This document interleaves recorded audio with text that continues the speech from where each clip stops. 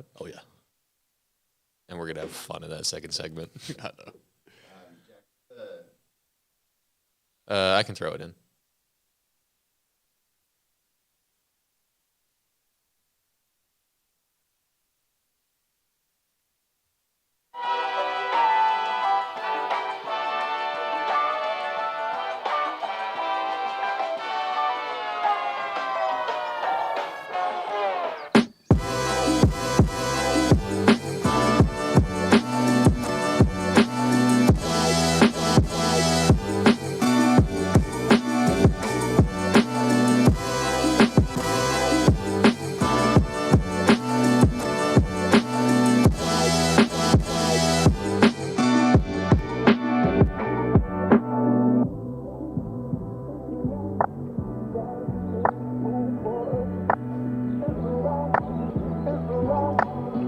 Welcome into the College Chaos Podcast. Garrett Ross, Jack Mackenzie, Jacob Wilson on the ones and twos, and you. We have a lot of stuff to get here today. Looking back at the national championship, Jack, which was one of the worst football games I've ever seen in my life. Yeah, it was a pretty bad one. Pretty brutal. What does TCU's loss mean for the Big 12 Conference going forward? I know we got a lot of new teams coming in, changing the guard, but it's really going to be difficult to get over that, so we can dive into that. Also, you have the way too early top 25s. We got a trio of them that we found. There's some teams you really like. Yeah, there's some teams I really like, and a couple teams where I'm like, they're not going to end up there if they even stay in there long next year. So we'll dive into that too. Get into that, and then basketball segment, we will get into Chris Beard's replacement down on the 40 acres. Who is Texas going to hire, and just how many different SEC and Big 12 coaches are going to be put on the watch lists for this? It's really intriguing, man. And but let's dive into this national championship game. Let's do it.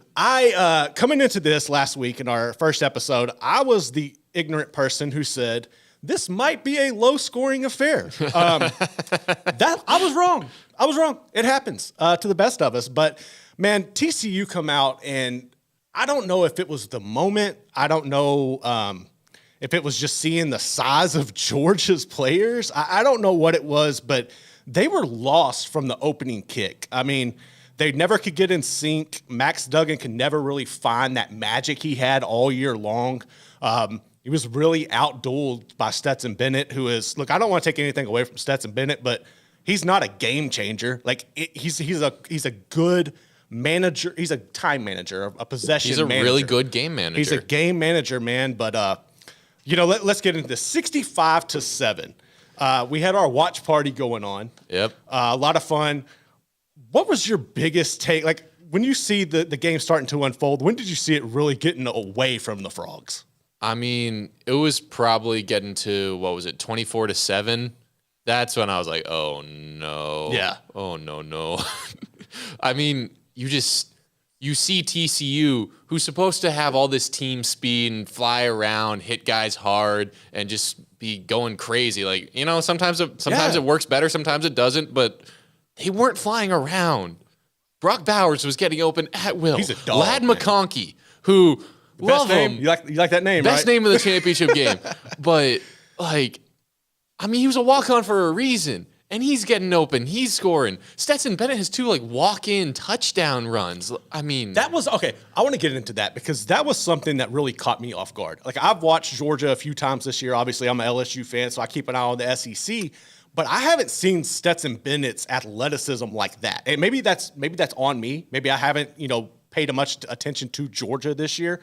But that really caught me by surprise. I thought we would see Max Duggan be the one to kind of change the game and use his feet because that's what he's done all year. But seeing Stetson Bennett do that fake, and Jacob, I know you brought it up, completely shook the cameraman, had us all like, what the hell is happening? Yeah. And he could have, and I would have done this, and maybe it's me being petty, I would have literally walked into the end zone and looked at everybody and just laughed at them. Give me the 15-yard penalty. I don't give a damn, man. Yeah, I mean, hey, he was more deceptively athletic. Between the two quarterbacks, he was the more deceptively athletic, you know what I'm saying. Man. Look, I don't want to. The team speed thing, I think that was one of the, and I don't want to take anything away from TCU. They're extremely fast. They are extremely athletic. but it's like a different beast. And Georgia did such a good job, sideline to sideline. TCU could never catch an edge against them.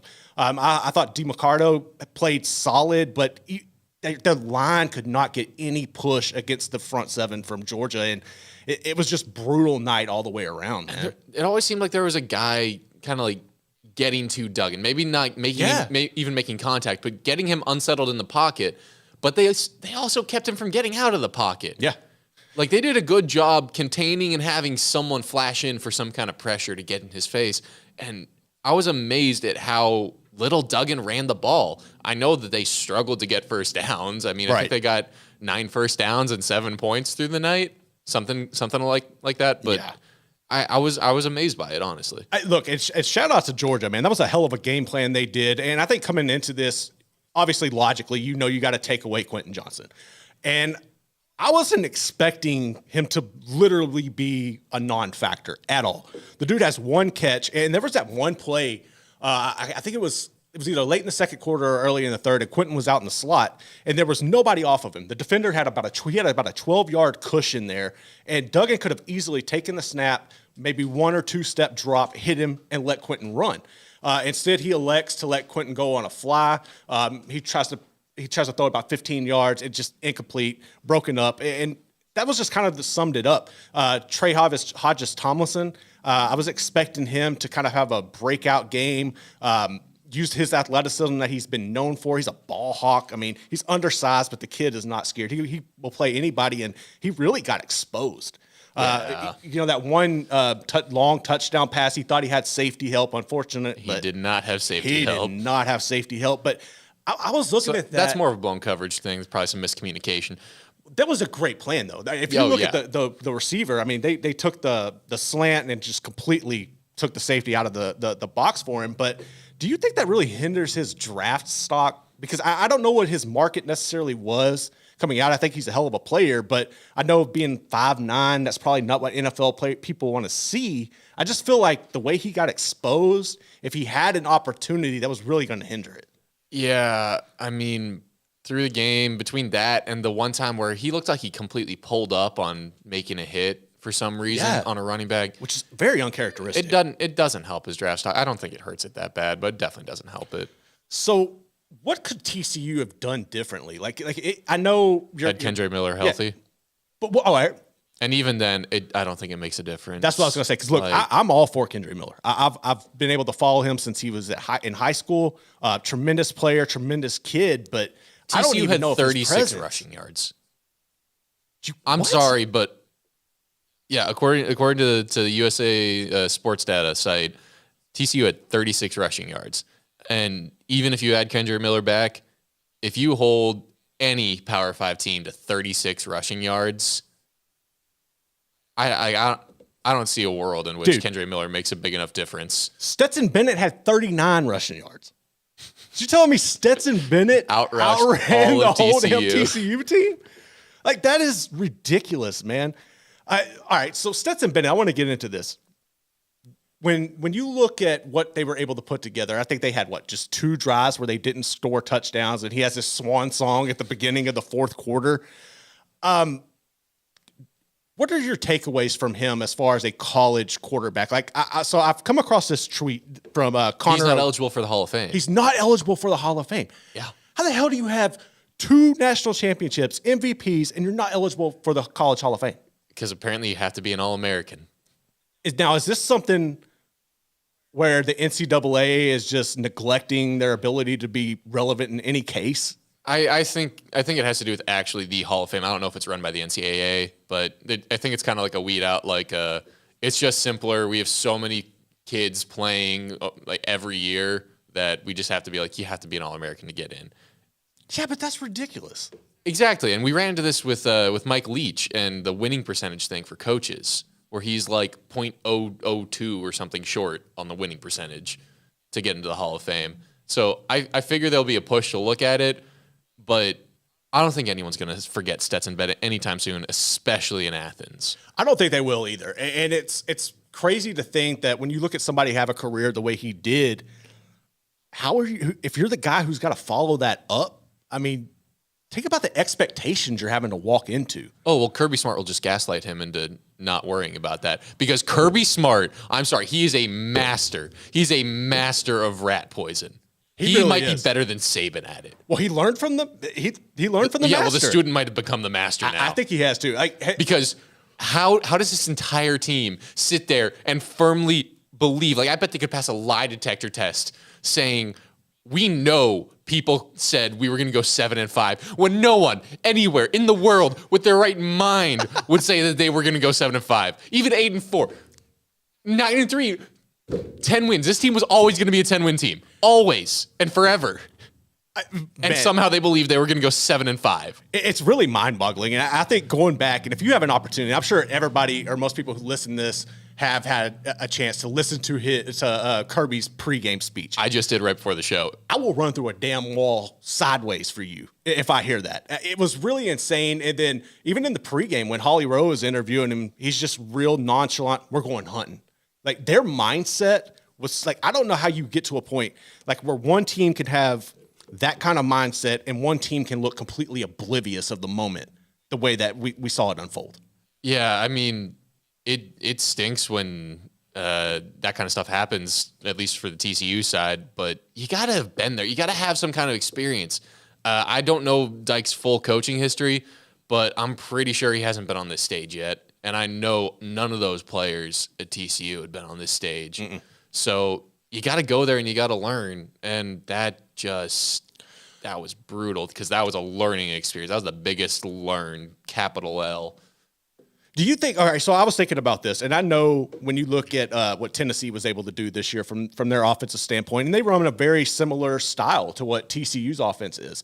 And for years, and look, you say what you want to about the man. I'm not in his corner, but it really all goes back to Art Briles and what he brought at Baylor and that wide open offense. But the one Achilles heel for it has always been, well, you can't win a big game. You can't win a title with that offense. And I think when you look at, like, Garrett Riley was just completely lost at times on the sidelines. I think he was really outmanned, didn't know what to do from a schematic standpoint. And if you're somebody who relies on that offense consistently, you're a Tennessee who is in the mix right now. They really think that they can take a step forward, or even a UFC. We'll get into that.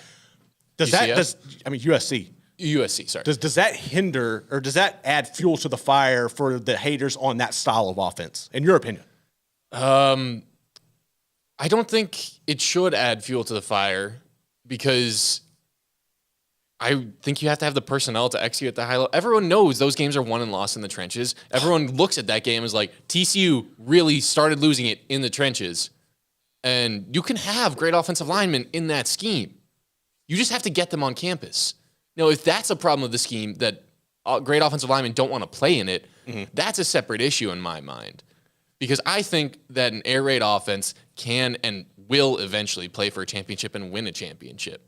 Well, I mean, we're seeing, I wouldn't say full-on air raids. You're seeing the spin-off offenses, Saban adapting and starting to spread it out more. So that's what I mean. Like, we've seen it. And at Bama, they've done it at the highest level. Yeah, but I think when you look, what I'm like, compared to what I think they run more of a pro-style spin on it, per se, than what you're seeing here. So I think that's the one difference. It's just really intriguing. But watching the game, like, once it really got out of hand after halftime, we all started like kind of turning our attention to the internet, and you started seeing all the memes coming out. And the hypno toad at halftime. At halftime, they were able to do that at halftime. So when Georgia dropped the hypno dog situation, and look, don't mind, we're having technical difficulties. Yeah, we're don't trying to mind get the it board. fixed. We will get to that in the break. So when Georgia dropped the hypno dog, that kind of does that put to bed this hypno toad, right? Like TCU cannot come back with a hypno toad, right? I really hope. And I don't think you can. I mean, maybe that's why they were winning so many close games this year. They had that little hypnotic magic, getting the other team to fall asleep at just the right moment, but it's done now. I'm sorry. Not only do you have the ability to post at halftime, knowing full well you're not blowing this lead, no. They probably could have posted it earlier. And then on top of all that, they didn't just go for, oh, we're going to do like some ripoff of it. They went full, we are doing the Hypnotoad, but it is a dog now. We're going to call out that it used to be the Hypnotoad, and we're going to call it hypnodog.mp4. Like, we do everything the same as you, and we do it better. So what do you think as far as, like, where does the Big 12 go from here? I feel like this really kind of gave it a black eye. Yeah, I don't think we can fully go through that in like 5 minutes. I think we need a full segment on that. We're going to have to get a full segment, and we will do that next. We're coming back here. We're going to have a deep dive into what's next for the Big 12. Obviously, you have a change of guard. You got some new teams coming in. But let's get into what this does and the negative or positive impact it has on the Big 12 going forward. You're listening to the College Chaos Podcast.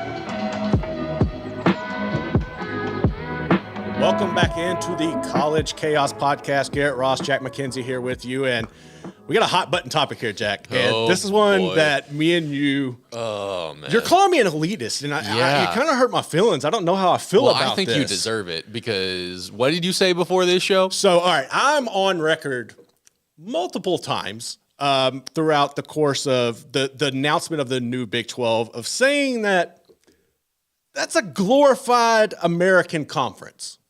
I can't believe that is a glorified American conference when it comes to football. Now, you're not feeling me on this. Heck no. Heck no. So, look, dude, we saw what happened to Cincinnati last year. And that was a Cincinnati team who had Luke Fickell, who is a tremendous coach, and they couldn't get over the hump. Now, Fickell's gone, and we kind of talked on our first episode about Cincinnati. I'm not sold on them. I'm not sold on Satterfield or anything. Then TCU goes out and just gets, oh, my God, man. Like, you couldn't ask for a worse showing for a conference. Brett Yormark's out there just trying to sell this thing, and he's giving it hope. But then you do that? Like, that man, I was sitting there wondering, like, what the hell is going through Brett Yormark's head this entire time that this is unfolding?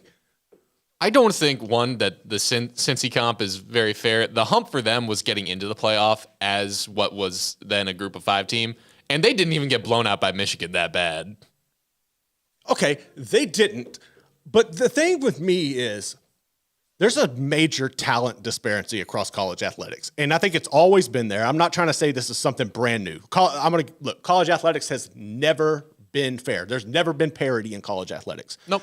But I think right now we're to a point, man, especially in the NIL era, where it's so much more difficult for programs like teams in the Big 12, like teams in the Pac-12.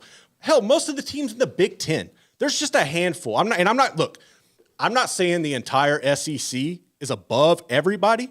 I am saying that probably half of the SEC is above everybody. Is that? You're walking this back now. No, okay. It feels like you're walking it back. I'm not walking it back. Because when you said that the Big 12 is looking like an American conference, my next question has to be, so what conferences aren't American conferences? Is it the SEC and the Big 10? Is that it? And then when you dive deeper into that, the Big 10 West definitely is not at that level. Not the same as the SEC West, the Big 10 East. And right after that, I'd say probably the SEC East. I think the SEC is head and shoulders above everybody. And I think the Big 10 tries to ride the coattails of mainly Ohio State. Okay, Michigan now somewhat to an extent. But I think they really ride the coattails of Ohio State and their success and look, a lot of the credit goes to Kevin Warren. I think the way he's come out and taken the ESPN Greg Sankey motto of we're going to promote this and push this as we're better than everybody, and you start getting people to believe it. The difference is the SEC is reaping the rewards of a decade plus of that where the Big Ten is just trying to start. And I think as the game goes on and we see it progress, because right now, Baylor won the Sugar Bowl last year, right? Great win for them. The Rose Bowl this year was kind of an afterthought. I know there was a lot of drama regarding its future and everything, but I think I feel like the Rose Bowl tried to create that. Well, of course it did. It's the Rose Bowl. They're arrogant. They think they're better than everybody, but they're not. You're about to get left behind, Rose Bowl. Your point is? My point is that I think you're seeing such a big difference to where you're not going to be able to catch up. And I think if you're going to, look, TCU, you have one playoff win, right? Mm-hmm. It was great. Right now, there's a lot of teams out here looking at these bowl games like the Sugar Bowl, like the Rose Bowl, and whereas even 2 or 3 years ago, winning that was a damn big deal. I mean, it was big. Now it's like, it's just Sugar Bowl. Who cares? Nobody cares. As this goes on and the playoffs expand, I think it's going to get to a point, I'm afraid it's going to get to a point, where within the next 5 to 7 year window, you're going to see teams like TCU, your Pac-12, Oregon State. I think you're going to get in there. Hear me out. I think you're going to get in there. You're going to win. Cool. You win a game. Great. You won a game. And then you're going to get smoked. And then I think after about 5 to 7 years, we're going to start seeing where the teams who win these playoff games are looking at them as we're looking at the Sugar Bowl now where, oh, cool, you won a playoff game. That's cute. That's cute. I think that's assuming blowouts. After they win and they go face the bigger, better SEC team or the Ohio State, that's assuming blowouts. Once they start making it competitive, the fact that they get to play that next game, they win the whatever bowl, the earlier playoff game, and then they go, and if they can be competitive, I'm not saying that they will, but if they can be competitive, all of a sudden you have a direct yardstick, a direct measurement of we are getting this close. You are giving people every reason to think in the future you can come here and compete. You can have that hope, you can have that belief, you can have that dream of bringing this program up to that level. Without that direct measuring stick, moving to the playoff is good for parity. Expanding the playoff. Because then you have the opportunity to show you can compete. Will they actually take that opportunity? I'm scared. I'm nervous. I can't fully disagree with you on that they can't, they very well, the SEC and the Big Ten might very well be able to pull away. But with the playoff expanding, it gives everyone a measuring stick. and the opportunity to show we can be on that level. We can get there. We are this close. We are this many points away. TCU did negative favors for the Big 12 in that way. But who do they have to beat to get there? Michigan, the winner of the Big 10 this year, and over the last however many years, probably the second best program in the Big 10 compared to Ohio State. Yeah, I know Michigan fans won't like me saying that after the last two victories they have over them, but you've been Ohio State's little brother. So second best Big 10 program, so second best program, the second best conference, and you lose to TCU. That's TCU's showing that the Big 12 at the top end can compete with the Big 10 at the top end. So maybe the SEC is the one that can pull away. They are. But you see what I'm saying? All of a sudden, it goes from, well, these two conferences are elite to this one conference is elite. One conference is not going to pull away on its own. The SEC champion is not. No, it's not. No, for all intents and purposes, it's basically basically the national championship. They have to go and still win that. No, I mean, the national championship game teams. this year was Ohio State and Georgia, in my opinion. Well, yeah, after the fact. But, okay, so looking at this right here, all right, TCU, obviously, you're going to come back, and you're going to be pretty loaded, and I think they benefit more. All right, Texas OU are gone. I think TCU and potentially Houston have the best chances of benefiting from their location because you have so much talent in the Metroplex. You have so much talent in Houston, and these guys are going out, and if you get lost on a roster at Georgia or you get lost and you want to come back home, Tommy Brockermeyer, JoJo Earl, the Alabama guys that are coming back to the Metroplex to play at TCU. I think that gives them hope. It gives them a better chance of competing than the rest of this. TCU's in a better spot than Houston. Oh, yeah, right now because you fail out of a Georgia and you fail out of a Georgia and you're from Houston, you're going to A&M or Texas, and you're staying in the best conference in the land. You are, but okay, so right now, how long do you think it would take for, like, okay, we saw what happened to TCU, and there's a major significant gap there. How long is it going to take for TCU to build up recruiting classes? And I think, look, the portal's going to help. I think USC is a prime example of how quick you can kind of turn things around. But to what extent? Like, I don't think you can't match the depth of what Georgia's recruiting. Like, how long is it really going to take for one of these teams to win a national championship? I don't see a team in the Big 12 legitimately having a chance to win the national championship in a decade. I don't. Do you see a team outside of the SEC winning in the next decade? Ohio State. I think Ohio State can do it. I think USC possibly if you figure out your deep and look, they're not going to figure it out. Alex Grinch, look, Trojan fans, I honestly think Lincoln Riley. Go. I think Lincoln Riley will lose a job before he hires a good D coordinator. And if that's an ego issue, honestly, my point being, so there is one conference and one team outside that conference that you actually have faith will win a national championship in the next 10 years. One single team outside that conference. Yeah, I mean, so then it's not an issue for the Big 12. It's an issue for everyone that's not the SEC. Okay, so then at some point, and the SEC alone cannot break away. They have to have at least the Big 10 with them. In that case, they'd have to carry the Big 10. Is there a team right now in the Big 10 that you think can kind of step up and help add to their persona, what they're wanting to do? Outside of right now, it has to be Wisconsin or Penn State. But that's their only hope, right? Like, so maybe Michigan State, but Michigan State, no, that's a basketball school through and through. They've been in the playoff. That's more than a lot of schools can say. Look, man, I don't know. I just feel like, and look, I'm not trying to slight the Big 12 when I say this. I just think that, and it still goes back to my 5 to 7 window theory or period. I think that it's going to get to a point maybe where you need to start looking at separating, kind of like you have right now with the FCS, FBS, Group of Five. I know that pisses a lot of people off when you say Group of Five, but at some point to make it fun, because that national championship, there was nothing fun about that national championship unless you're a Georgia fan, and I'm pretty sure some Georgia fans were like, "Dude, this is boring as hell." I just don't think we need to overreact to the worst blowout ever. It's not 1 year. It's not 1 year, but is every year a blowout? No, but every year is pretty much the same thing. Go back to all right, pull it up. 2006. How many teams outside of the SEC have won a national championship since 2006? It was 4 teams. 4 teams. Where's the parity? There is none. Like you can't. It's. I feel like you're going to have to get to a point where you separate it, and I think it would be good for the game as a whole. Really want to make one point here. Okay. Is parity who wins in the end, or is parity how good the game is? Parity's how good the game is. Money wins in the end. Yeah, so it's money that's driving it, not parity or lack of parity. I know, and that's what I'm saying. Is go along with the parity and then throw the money, throw the NIL, throw the elitist recruiting from certain schools, a certain handful of schools. All right, I'll draw this comparison. It's almost like, and a lot of people won't get this, but Texas high school football right now, it's such a big deal. When they, in my opinion, when they split it into divisions, I think they had greed for more money, but I think they were thinking it would help the game. And it's had the reverse effect. It's had a negative impact to a point where you got the same people winning in every classification year in and year out. And now you're having talks about creating another division, okay? Especially to help with 6A.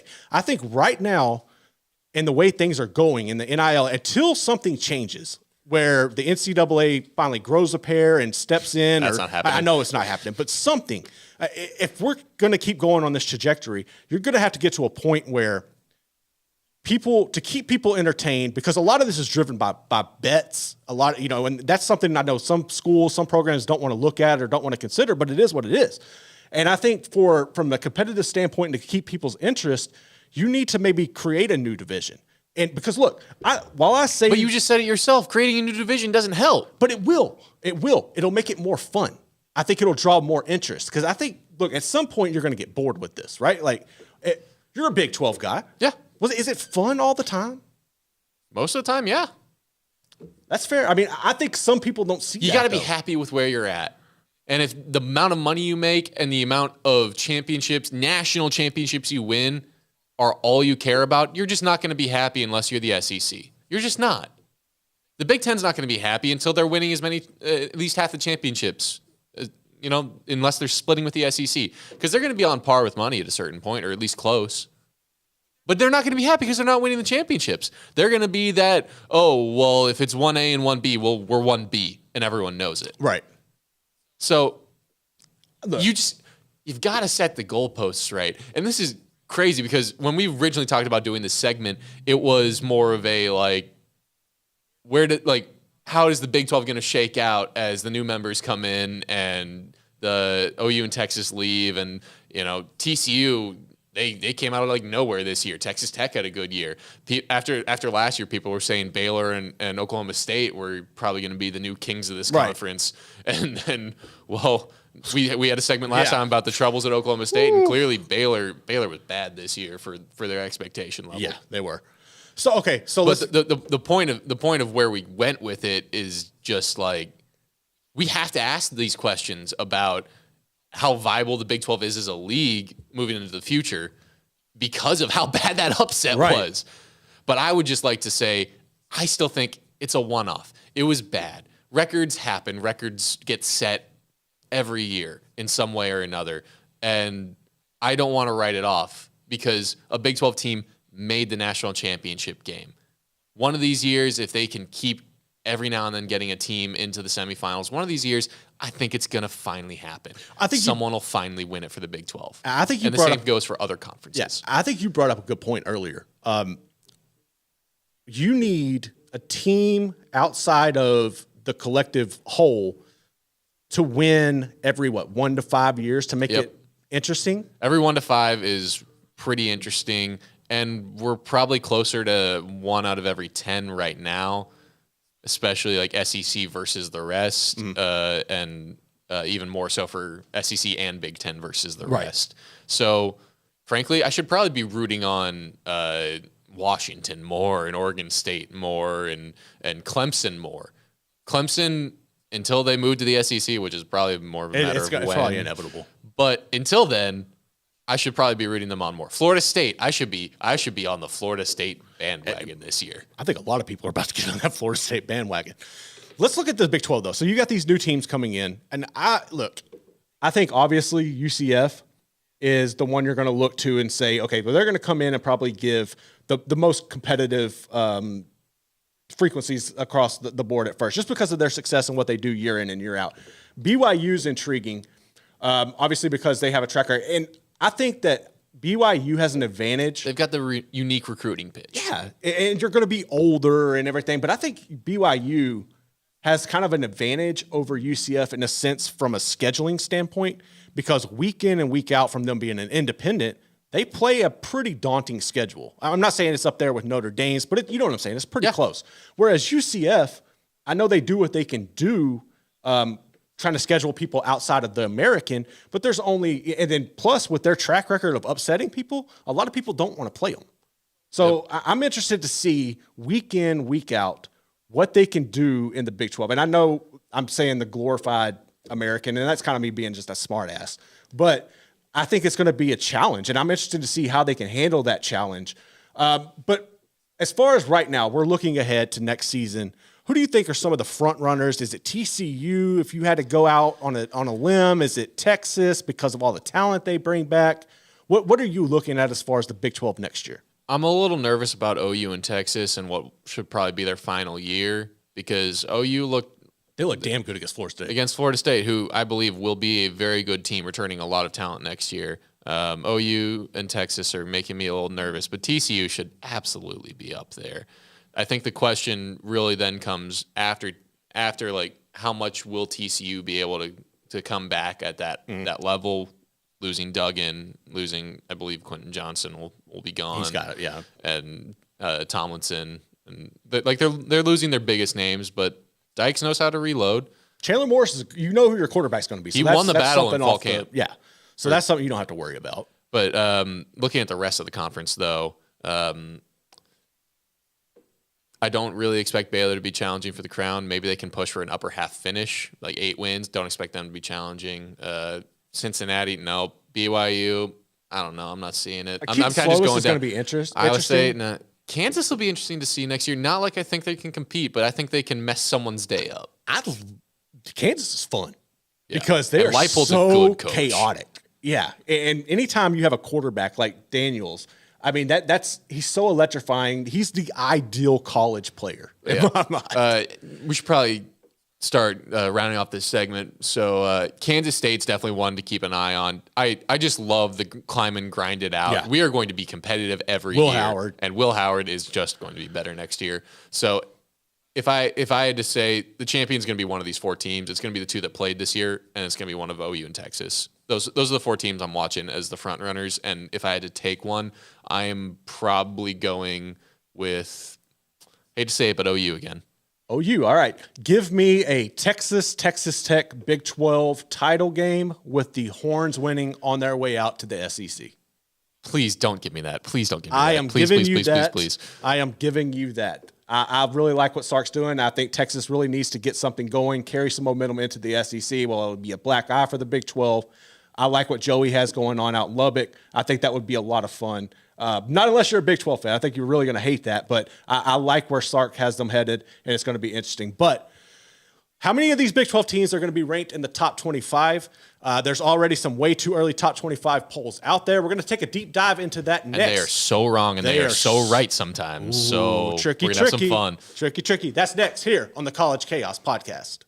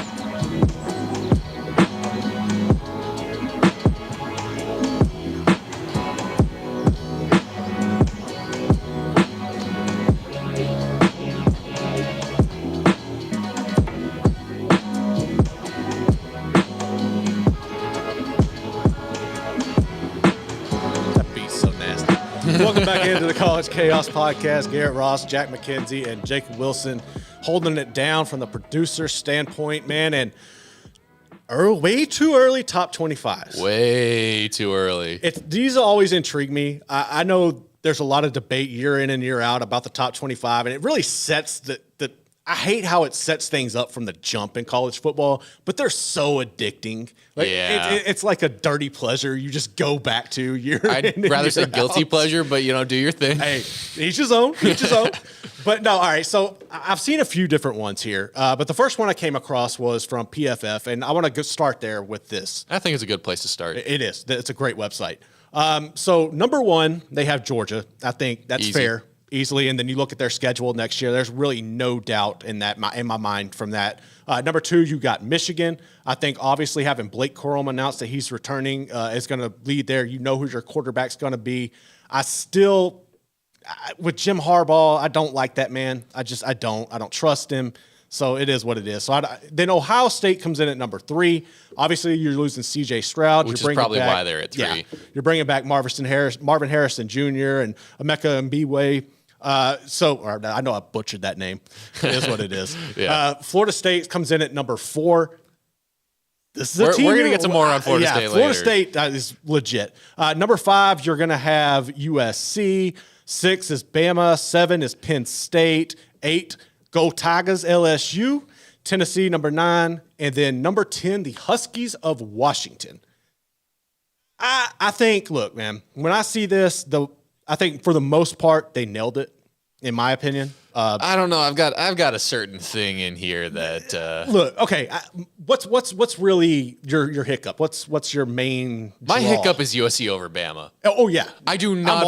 I'm on board. Not believe in the Trojan. Like you put those two teams on the field, I guarantee you Bama win 10 out of 10 times, and you know why?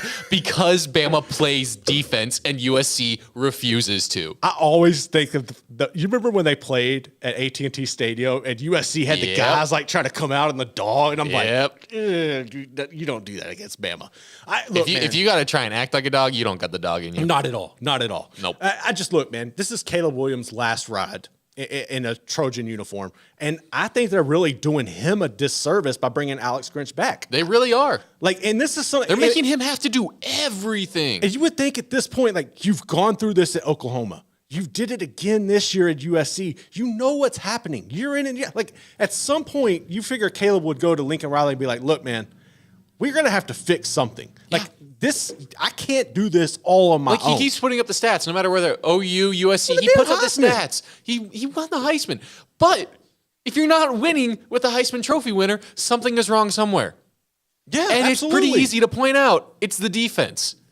So I'm sorry, I don't care. Bama's losing Bryce Young. They'll get another quarterback in there. They're going to have an offensive line that's solid and that can run the ball. And they'll lose more games maybe in the year. Maybe. Right. And they'll still be better than USC. Because USC won't play defense.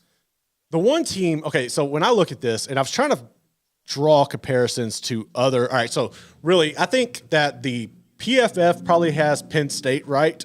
They have them about 7. The top 25 from the AP does as well. But when you go over to Sports Illustrated, they have Penn State coming in at number 4, and I just can't get behind that. Look, I like James Franklin. I think he's a tremendous coach. I would rather have James Franklin as my coach than Jim Harbaugh any day of the week at the college level. I can't trust Penn State. Year in and year out, they have solid quarterback play, but they can never get over the hump. You're always behind Ohio State. You're always behind Michigan. And they just find a way in those close games, those big matchups, to lay an egg. And I do not trust them being at number 4. It just boggles my mind. That's the one that really stands out to me and bugs me the most. But the one I'm really agree with, Florida State. Florida State, yeah. I think we're on the same page here. They are so good, man. And tell me what you like most about the Seminoles. I like just how much talent they're returning and just how hungry they seem as a program. Like they're hungry to the point of desperation for success. And I think that's the healthy kind of desperation. You're returning what was Pro Football Focus, and this is probably why they're so high in the PFF rankings. Pro Football Focus's highest graded Power 5 QB over all of last year in Jordan Travis. And You get Jared Verse back. He's a dog, man. I don't know Like, how. how did they get him to stay? Money. I guess, look, they're saying you can improve your draft stock. You can rise. We can pay you about not necessarily on par, but pretty close to on par to what you would see from an NFL contract as a rookie. I think that really played in. I think if NIL, and I could be totally wrong on this, but I feel like if NIL wasn't involved, he's in the NFL draft this year. That's just my opinion. Yeah. I would assume so as well. And just looking at what they return elsewhere, they've got Trey Benson at running back coming back. He's great forcing missed tackles. They've got Johnny Wilson, a wide receiver, who's very productive. And then they're bringing in transfers to solidify the defense. It looks like they're going no stone unturned, and they're ready to be back to being on the national stage, which is, one, good for the ACC, and two, good for the non-elitists out there like me. Oh, so I feel like that was a shot across the bow, but we'll just take that with a grain of salt. Grain of salt, because they used to be an elite program, and if they keep winning, they'll be back there, and I'll be annoyed with them very quickly. So looking at the board here, you've got South Carolina up here, and you have Wisconsin to go along with Florida State. What are you looking at when you see a program like Wisconsin and Luke Fickell in his first season? So Wisconsin came out number 24 in the Pro Football Focus list, and there's a trust level of having Luke Fickell to be able to build and compete, even when the resources aren't necessarily there. But we were talking earlier today about how you have to win in the trenches. I don't know if there's better breeding ground for offensive linemen than Wisconsin. Probably not. They churn out 6'4" to 6'8", 300-pound white boys, farm boys, and they are just good. And then you mix in how, frankly, at least up north, it seems like they are the old school middle linebacker U. They've got the recipe for the quarterback of the defense and the nastiness in the trenches on offense. You put a coach like Luke Fickell over there. I believe in them, and their schedule's favorable. They are probably going to win the Big Ten West because it's a weak division, and they get a lot of their tough games at home. I'm intrigued to see on a recruiting front what Luke Fickell can do at Wisconsin, because it's a brand. It's about bringing in the great skill. That's what he has to be able to do there. And that's why I think he has such a good track record in the state of Ohio. Like, if you can go in and you could steal some of those local kids and that are considering Ohio and even Cincinnati at one point in time, and you could bring them in, because I think that's the thing. You're going to have to find the skill players. Wisconsin's always going to have a running back. Mm-hmm. The quarterback is always hit and miss with them. They really, to me, other than Russ. I mean, for every coach is the key. You got to bring in good quarterbacks, but like that, good quarterbacks, probably good cornerbacks to compete with like the Ohio State wide receivers. You definitely have to shut them down. You got to figure out something there, and I think those feel like two key positions. Look, I'm intriguing. I think Wisconsin. I've always had a soft spot for them. I love the way they play football. Every time they've lined up against LSU, they've given them hell. I just respect that program so much, and I think it's too because they get overshadowed, right? Yeah, they get overshadowed easily. But one of the programs that overshadows them, they get them at home. They get Ohio State at home. Their other non-division games are, I think, Rutgers and Indiana. So they're easy on that. Yeah. They get Iowa at home. They get Nebraska at home. There's going to be some hype around Nebraska this year. Yeah, their toughest games are going to be like at Minnesota to finish the year, at least as far as away games go, and at Illinois. They also have at Washington State early in the year, but Illinois, they're not even ranked. You got so much going on. They lost their defensive coordinator to another school. Yeah, it was a cute story. Yeah, and another cute story out there, South Carolina. All right, I'm gonna say South Carolina is fraudulent as hell. Year in and year out, they are fraudulent. Look, and I know people love Beamer ball and everything they have going on. They are so inconsistent. Like, I was trying to think of what Big 12 team to draw a comparison to, and the only one I can really think of is Iowa State. Okay, they're a team that you can't overlook. Both of these teams are teams you can't overlook year in and year out. 9 times out of 10. In a big game, they can push you, but they're going to find a way to lose it. They can get a quarterback here and there, but this is really weird to me because I don't like to be that. Well, the SEC is just better, and so SEC equals better. But I just don't view Iowa State as being on that same level. I'd like if you could make some amalgamation of Kansas State and Texas Tech. then I'd believe it. But I just don't see Iowa State as that. And I think Kansas State's a little more consistent and Texas Tech is a little more erratic. I think Kansas State is overall, I think to me, in my mind, Kansas State's the overall better program than South Carolina ever will be. No, that's what I'm saying. Kansas State's too good. Yeah. Texas Tech is too bad to be South Carolina. Fair. And I just don't see Iowa State as being in the middle of those. That's fair. Because maybe it's just me looking at the past too much, but before Matt Campbell, it was Iowa State was not good. And with Matt Campbell, they're going to play hard. And then they peaked. And look, and he's really probably on some thin ice here in the next couple of years. Yeah. But that's a subject for another day. Point is, South Carolina's schedule also does them no favors this year. I mean, like you look and I swear you could flip a coin for 8 games on their schedule. Right. 8. And you want to tell me that they're supposed to be ranked when you can flip a coin for that many games on their schedule?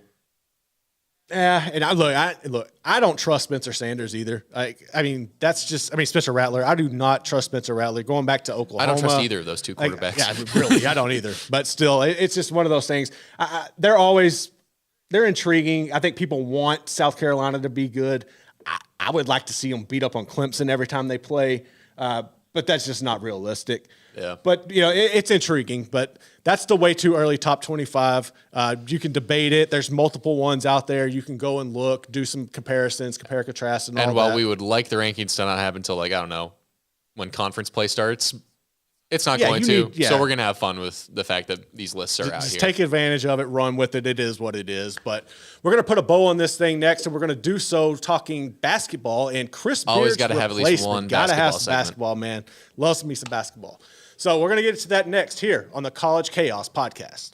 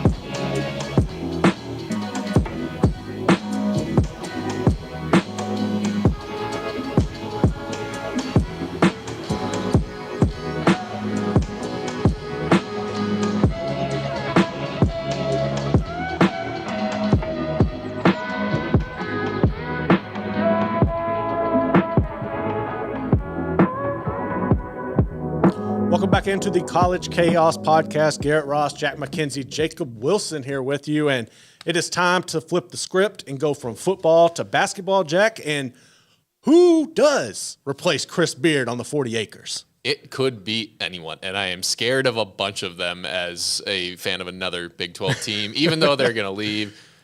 it makes me nervous because the names that are being thrown out there, I mean, it's everything from Mark Few at Gonzaga, Sean Miller at Xavier, Matt Painter at Purdue, who, as someone who grew up as a Purdue fan, Right. scares me on many fronts. Nate Oates at Alabama, John Calipari at Kentucky, Jerome Tang at Kansas State, Royal Ivy, who used to play for them and That's was an assistant. one. That's one that kind of caught me by surprise. I like Ivy. Yeah, and then there are a couple others. Rodney Terry, obviously the current interim, and then Will Wade, Eric Musselman, Chris Holtman, and Jamie Dixon. Like, you're hitting so many big names out there, and a lot of expensive buyouts and contracts. There is, and I watched a little bit of the Alabama-Kentucky game on Saturday, and there was obviously a lot of conversation. And while Calipari's name was brought up, the focus I felt like was more on Oates, and rightfully so. I think when you see what he's been able to do to go in and take a traditional football powerhouse that the basketball program has been an afterthought for years and bring them to the forefront to where when Bama and Kentucky step on a court, it's Bama who is the ranked team. That speaks volumes to me. I love what he's been able to do at that program with Texas going into the SEC. I think that gives him the more finances. I think Texas would throw more money into basketball than Alabama ever will. Texas just also seems to more easily get top level recruits in basketball, and they play a style that is catered to those top level recruits. They play fast, they play frantic, they let guys go one-on-one, shoot crazy shots, pull up threes in transition. Like, Nate Oates has been having to draw guys of that caliber of recruit and that style to Bama. Right. It's going to be in my mind, so much easier at Texas. Yeah. So that's a good recipe for success. I'd say Nate Oates is almost the one they should go with. But there are a couple other guys out there who are definitely intriguing. Okay, so run with that. Nate Oates, obviously, I think that's one of the top ones. Who are some of the other guys who really stand out to you and when you look at this? Matt Painter, obviously, he knows how to win in the Big Ten, which is it's a different beast, to be fair. But the offense he runs, when he can get his guys who buy into his system, they are one of the best offensive teams in the nation. They're consistently at the top of offensive efficiency in Ken Pom. He gets guys like Carson Edwards out of Texas, and those are not the highest rated guys in Texas. But he develops them and to make them like that. So honestly, that's probably my number one negative for Matt Painter in this job is, does he get to choose his guys, or is it going to be pressure to, well, this top recruit's interested, so you kind of got to take them? Kind of like a Shaka Smart situation? Yeah, because they did that to Shaka. Absolutely. They absolutely did that to Shaka. Otherwise, I'd probably say we'll get to Ivy and Terry probably at the end, because they've got those UT connections. Right. I think the biggest rumor out there has been John Calipari. And I do not like that. I don't like it for Texas. I don't like it for Kentucky. I don't like it for Calipari. I don't like it for anybody. I don't like it for anybody, but there is a level on which it makes sense. I think that recruiting to Kentucky right now, after this sustained period of, I wouldn't say failure, they haven't been a top level team lately. I think it makes sense. I think Texas could reinvigorate Calipari, essentially. But for how long? Okay. Yes, see, I think it makes sense from when you look at Texas and how they go about their coaching searches in every sport. It's instead of a fit, it's the splash. It's the name. It's the look at me now. Ooh, look at me. And Calipari will give you that, right? Yeah. But I think that his track record speaks for itself. Like, okay, you might win one national championship. You're going to have so much scrutiny. You're going to have violations. You're going to have egos everywhere, and it's going to be a disaster within 5 years. Is that something I wouldn't necessarily say a disaster, but you are going to fall off. And who knows if you're ever going to get back. I don't trust the man. He honestly seems, and I don't mean anything like very offensive when I say this, but it seems like he's coasting at Kentucky. It just seems like he's coasting. Did you see the sign last night? I did not see the sign, but you did send me the tweet. This was one of the funniest things I've ever seen. So a fan at the Kentucky game last night has a sign held up that says, "Please go to Texas." And in the bluegrass fashion of the basketball haven, they take this poor guy and they escort him out of the arena. Like, dude, come on. But like, was that a Texas fan or was that a Kentucky fan who's just kind of fed up and wants change? I think it's definitely a Kentucky fan. I think Texas fans will quickly get there. They might have 3 to 5 years of great success, but do they win a title? And Do they get tired of him quickly? I think they could, and that's the thing. That's the risk reward. I think they possibly could win one title with Calipari, but I think after that it's going to be a complete disaster because that's what we've seen year in and year out through that man's career. Yeah. The last two outside candidates I really want to look at before we get to Ivy and Terry are probably Jerome Tang and Jamie Dixon, a pair of Big 12 coaches, a pair of coaches who are on the upswing right now. Obviously, Tang, it's his first year in a head coaching job, and Kansas State's, 3-0 in conference? Yep. He knows how to win national championships. He won one 2 years ago with Baylor, and he is building his own program in his own way, and it would be a smart hire to get a guy early on in his head coaching career. I don't think he leaves, though. I think, frankly, Baylor is the only job he would leave his current job at, and that in year one. Year one.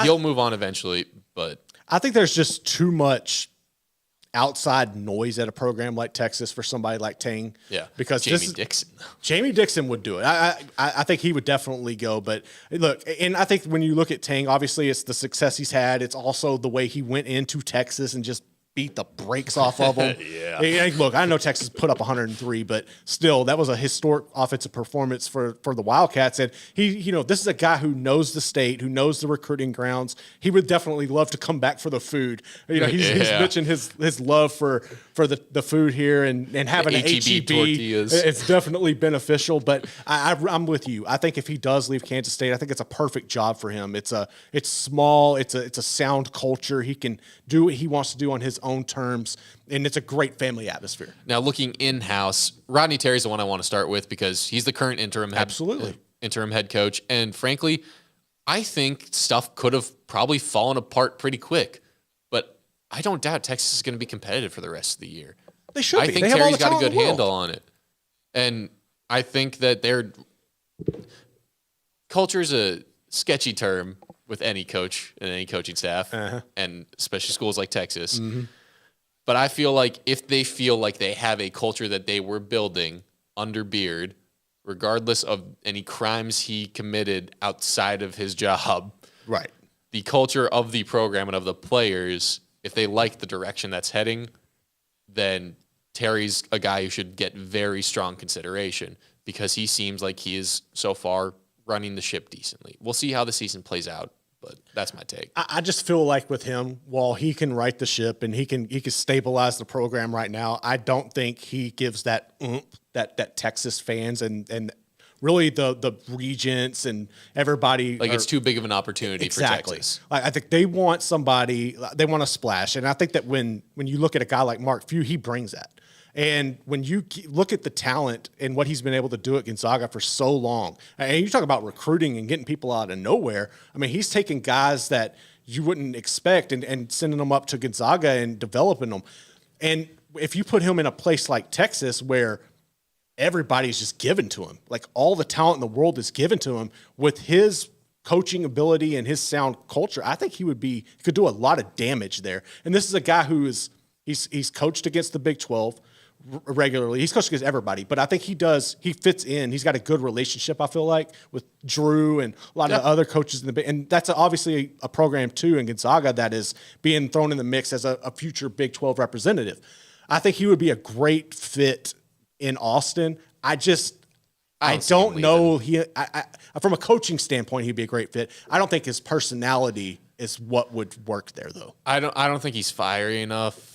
No offense to him. Honestly, I just think he's too nice of a guy for being it on the 40 acres. And I also feel like he is very much taken on his back the challenge of winning a championship at Gonzaga. And I don't think he leaves before he wins it or gets fired. I completely agree. And he's not going to get fired.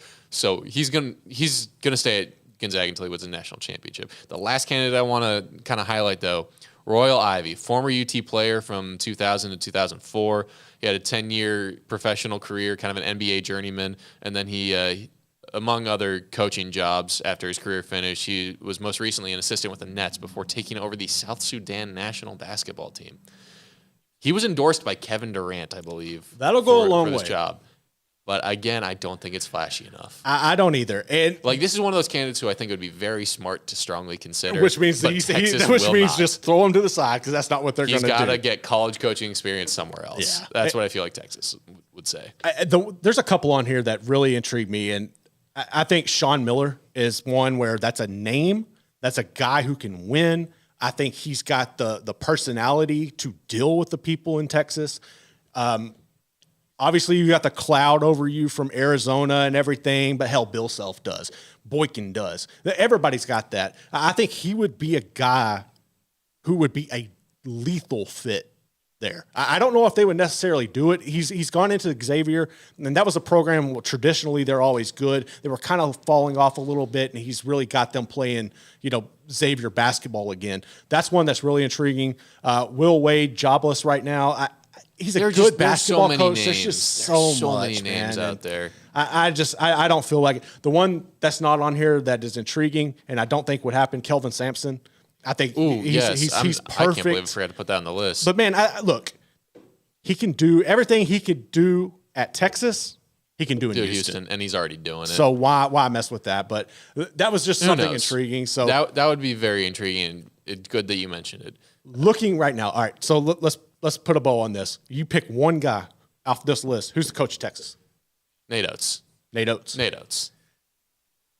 I would have to agree. And if I'm doing a tie close, Sean Miller, I really feel like that's one to keep an eye on. But I agree with you. I think if I had to pick one, I'm definitely going with Nate Oates. And, that might open up a Sean Miller to Bama. Yeah. It could be. Who knows? Anyway, thanks for hanging through another basketball segment here on Crystal Ball College Football on our College Chaos pod. Obviously, we post our college basketball segments to the 365 College Basketball YouTube channel. So go check that out. We'll have it linked somewhere in the description or something. Also, don't forget, go check out 365 Sports on YouTube. We have an array of tremendous guests that come on there day in and day out with Smokey, Paul, and Craig. 3 to 6 p.m. Monday to Friday. You also got the Bearcast, which we are going live now with the Bearcast. Yes, it's our Baylor-specific podcast. It covers Baylor football and Baylor basketball, some Baylor women's basketball. It'll probably hit baseball when that season rolls around, but they really stick to recruiting football and men's basketball. And that has its home on the Sikkim 365 YouTube channel. So for those of you who think we're too big of Baylor homers, don't worry. It's in its own home. If you like the Shield and you like the NFL, don't forget to check out my man Jacob Wilson and Shooting the Shield, which they do on Tuesday nights. We typically do it on Tuesday nights, but we're going to go live tonight. Should be around 6:30. But yeah, it's me, Tanner Carlson. Emery sits in this seat right here, just talking NFL. Going to be talking about the playoffs. And doing our fun little recast segment. Oh, and I just had to throw in a little tidbit about Texas basketball for you guys. Absolutely. They haven't been to the Sweet 16 since 2008. They haven't been to the Final Four since 2003, and they've never won a national championship. Ooh, dropping the heat there. That's Jacob Wilson. But that's going to do it for today. We appreciate you tuning in. Don't forget to go like, subscribe, catch us wherever you get your podcasts. But this has been the College Chaos Podcast.